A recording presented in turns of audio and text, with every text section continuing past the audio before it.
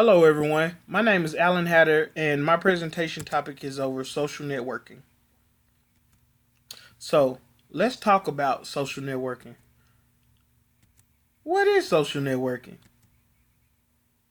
Glad you asked. Social networking is the internet based social media sites used to stay connected with family, friends, coworkers, consumers, clients, and much more. It is also known as the practice of expanding the number of one's business and or social contacts by making connections through individuals, often through social media sites. Stay connected. So, let's talk about the purposes of social networking. Well, the first purpose I would like to talk to you about is sharing.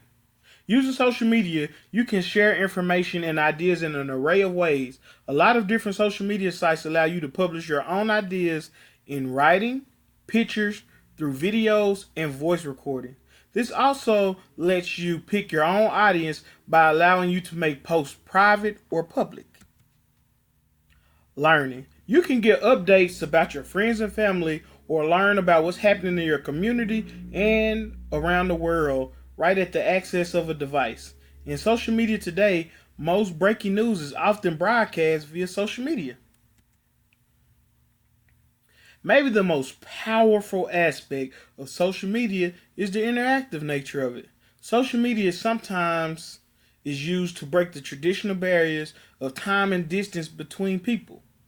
With video chat technology such as Skype, Zoom, and much more, you can talk to people face to face anywhere in the world. You're also able to connect with and interact with superstars, athletes, and all kinds of famous people through social media. Social media is also used for marketing purposes. People, businesses, teams, and everyone promotes themselves and market themselves through Facebook and all kinds of social networks. Businesses use social media to promote themselves and their product. Nonprofit organizations raise funds and promote charity events. Individuals market themselves to prospective employers through social networking as well. So let's talk about how it works. Enjoy this video on how it works. Networks get things done. Whether it's sending a letter or lighting your home, networks make it happen. To get from Chicago to Santa Fe, we need to see the network of roads that will get us there. We see that Chicago is connected to St. Louis, which is connected to Dallas, which is connected to Santa Fe. Of course, people networks can help us with finding jobs, meeting new friends, and finding partners. You know how it works. Bob is your friend, and he knows Sally, and Sally's friend Joe has a job for you.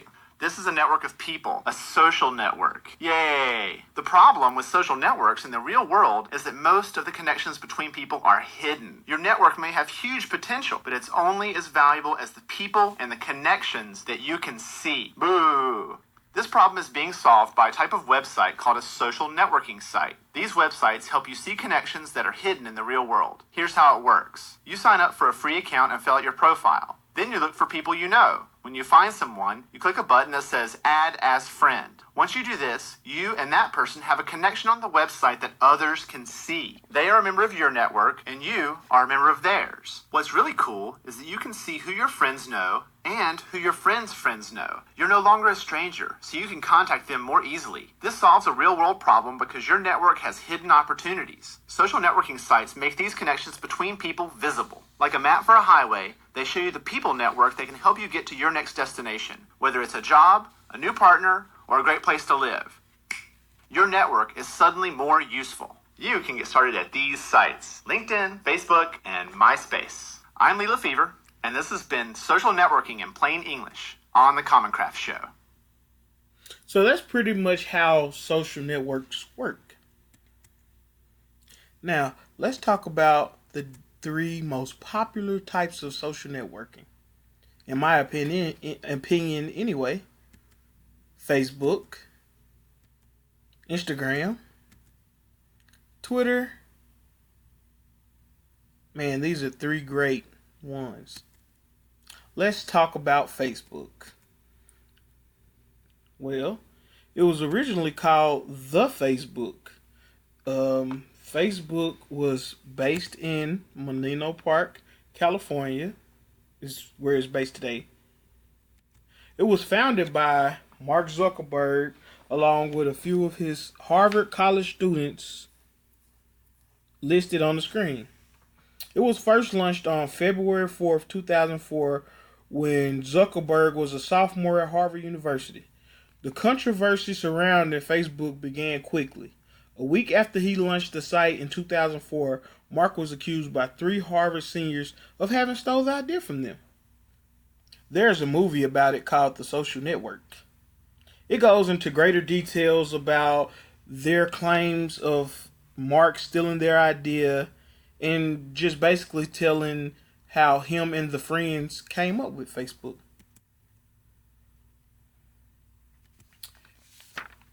Instagram.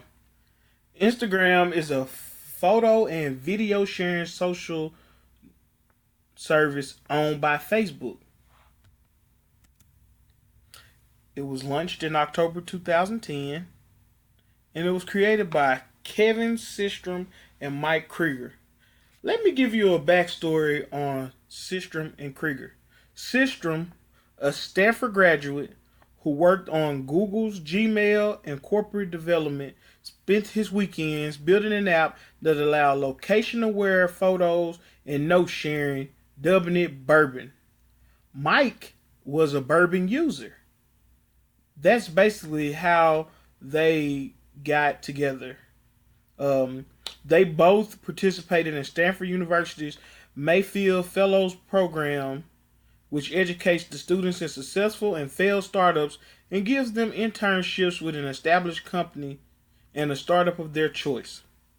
Eventually, they sold Instagram to Facebook for $300 million. Let's talk about Twitter. Twitter began as an idea that Twitter co-founder Jack Dorsey had in 2006. Dorsey had originally imagined Twitter as an SMS-based communication platform. Groups of friends could keep tabs on what each other were doing based on their statuses. It was influenced by a company called Odeo, which is a podcasting company. It was during a brainstorming session with the company that Dorsey proposed this platform to the co-founder at the time, Evan Williams. Evan and his co-founder, Biz Stone, by extension, gave Jack the go-ahead to spend more time on the project and develop it further. So, originally, they dropped the vowels in the name because at the time it gave a domain name advantage.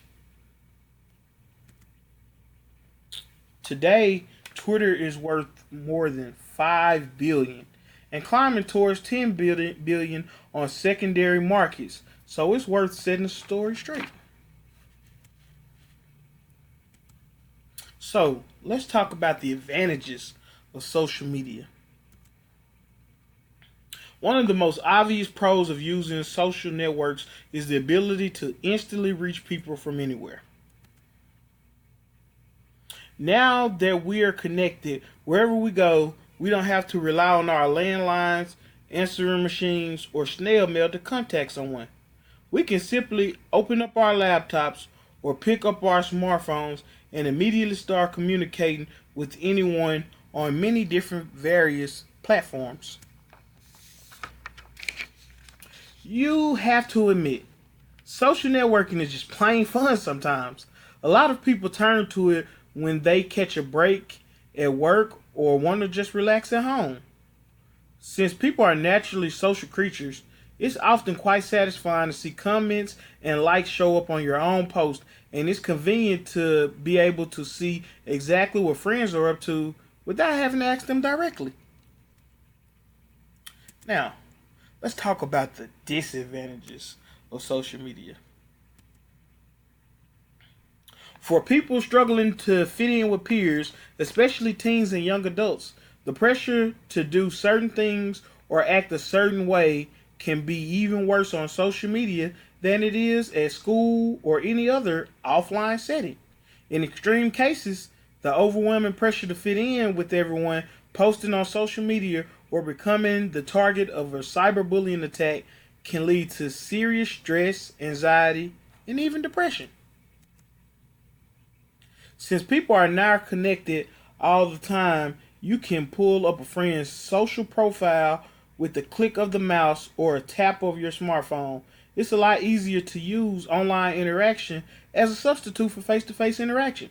Some people argue that social media actually promotes antisocial human behavior.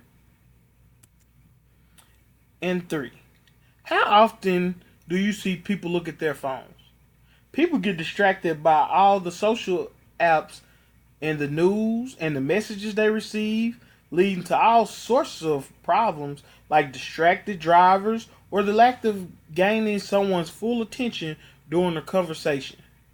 Browsing social media can also feed procrastination habits and become something people turn to in order to avoid certain tasks or responsibilities. A couple of other disadvantages of social networking is information overwhelm and privacy issues.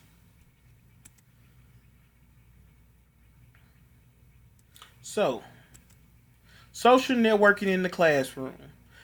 To me, I found 6 ways that social media can change your classroom.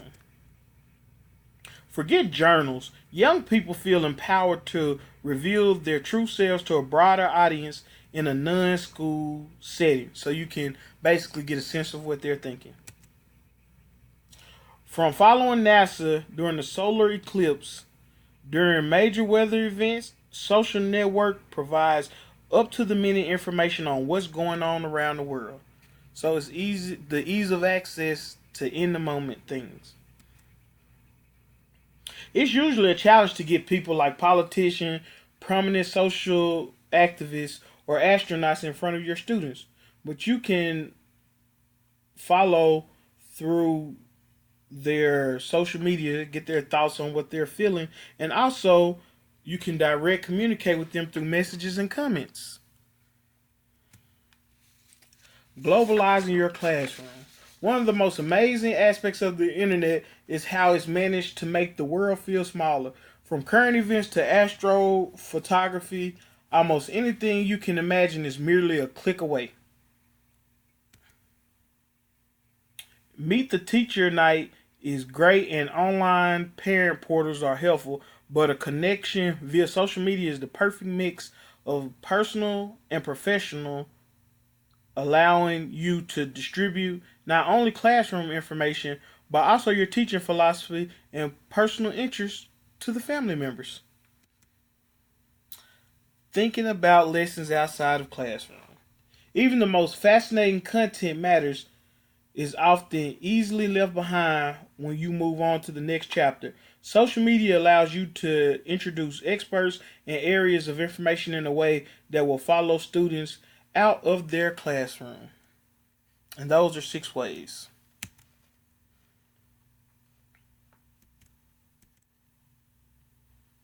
Devices for using social media include laptops, smartphones, tablets, and desktop computers.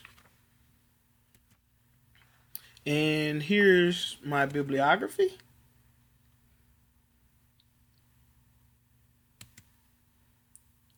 And here is my reflective paper.